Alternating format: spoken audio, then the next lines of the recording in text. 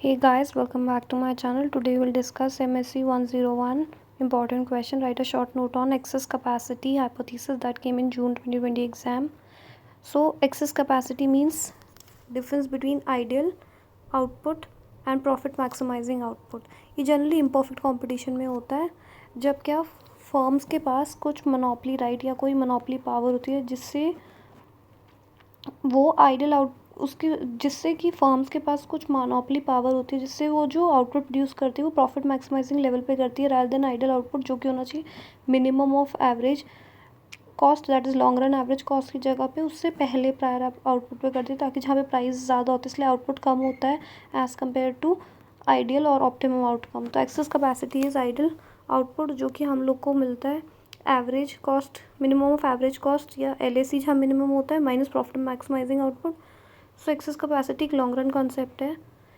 ये बोलता है कॉन्सेप्ट क्या कहता है कि to achieve maximum profit monopolistic firm क्या करती है does not produce at minimum of long run average cost का मिनिमम ऑफ LAC में ना प्रोड्यूस कर मिनिमम ऑफ LAC में नहीं प्रोड्यूस करती even if it could have done. क्यों नहीं करती? क्योंकि उन लोग का प्राइस जो होता है वो थोड़ा अबव सेट करते हैं as compare to minimum of LAC से, क्योंकि उनके पास को मोनोपोली राइट होती है तो उसकी वजह से एक्सेस कैपेसिटी जनरेट हो जाती है। एक होती है जो जैसे ठीक है, तो यही है profit maximising output is achieved earlier than minimum of average cost output. तो अगर ये देखो ये डायग्राम है, ये MR है ऑफ अ फर्म, ये AR है, ये long run average cost curve है, long run marginal cost curve है। तो देखो जहाँ मिनिमम ऑफ LAC हो रही है ये पॉइंट A है। इस पॉइंट पर अगर हम इसे एक लाइन वर्टिकल ऐसे ड्रॉ करेंगे तो देखो ये है हमारा Q स्टार है हमारा आइडियल आउटपुट जो फर्म को प्रोड्यूस करना चाहिए। But the firm being charging higher price, ठीक है, वो प्रोड्यूस करती है जहाँ MR इक्वल्स टू MC होता है, मोनोपोलिस्ट नहीं करते। तो MR इक्वल्स टू MC यहाँ पे टच कर रहा है तो इससे हम वर्टिकल लेके जाएंगे जहाँ पर AR क्या डिमांड का है और प्राइस का है। तो जहाँ इंटरसेक्ट कर ये प्राइस पे वो इतनी क्वांटिटी सेल कर रही है, ये प्रॉफिट मैक्सिमाइजिंग क्वांटिटी है Q1। तो जो डिफरेंस है बिटवीन Q स्टार और Q1 के बीच में जो डिफरेंस है वो एक्सेस कैपेसिटी है। तो ये देखो आप यहीं लिखा हुआ भी है कि अब फिगर में हम देख सकते हैं लॉन्ग रन इक्विलिब्रियम कहाँ होगा जहाँ average revenue equals to average cost curve है या price is equals to minimum of AC है जो कि पॉइंट E पर है। और पॉइंट E पर क्या है, MR इक्वल्स टू MC है, सॉरी ये तो A है ना, sorry my bad, point A पर ही है और E पे क्या है, MR इक्वल्स टू MC है। तो प्रॉफिट मैक्सिमाइजिंग आउटपुट का हो रहा है जहाँ MR equals to MC that is at point E और आउटपुट क्या है प्रोड्यूस कर रहे Q1।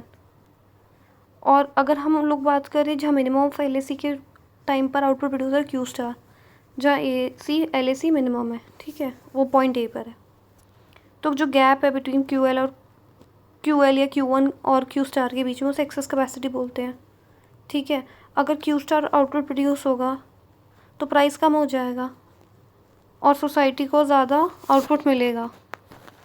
बट सिंस तो फर्म है उसके पास मोनोपोली पावर है तो वो क्या करती है, वो थोड़ा ज़्यादा हाई प्राइस चार्ज करती है जिसकी वजह से क्वांटिटी डिमांडेड कम हो जाती है, ठीक है। और इसकी वजह से जो कॉन्सेप्ट ऑफ एक्सेस कैपेसिटी वो सिग्निफाई करता है इनएफिशिएंसी मोनोपोलिस्टिक कंपटीशन में। उन्हें प्रोड्यूस आइडली इतना करना चाहिए बट वो प्रोड्यूस इतना कर रहे हैं तो ये एक्सेस कैपेसिटी जिसकी वजह से डेड वेट लॉस भी होता है सोसाइटी में, इनएफिशिएंसी भी होती है। तो that was all for excess capacity hypothesis. Thank you guys. Do like, share and subscribe my channel and do comment which next topic you want me to prepare a video for you guys.